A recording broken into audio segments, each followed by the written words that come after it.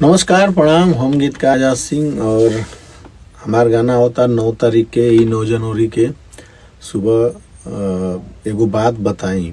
गाना का बोल बा एगो बात बताई और जेके गौले बनी खेसारी भैया जी और साथ में फीमेल सिंगर बड़ी शिल्पी राज। बहुत ही प्यारा गीत बा और एक म्यूजिक दिले बना हमारे छोट भाई विशाल सिंह। तो आप सब बहुत सारा प्यार दी, ढेर सारा आशीर्वाद दी और ये गाना का वीडियो आप सबके मिली पीपा म्यूजिक भोजपुरी पर।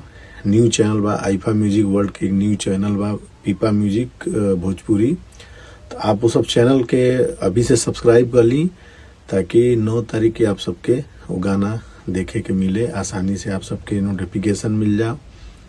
तो गाना के खूब प्यार दी, खूब आशीर्वाद दी और एकदम गाना के एकदम पकड़ा दे एक बार ताकि बच्चा बच्चा तक पहुंच जाए, गांव गांव तक पहुंच जाए। गाना के कैसे भी खूब वायरल करे बा। ये साल का, ये नया साल का पहला गाना बा खेसारी भैया के। तो एकदम जबरदस्त मेहनत करे बा।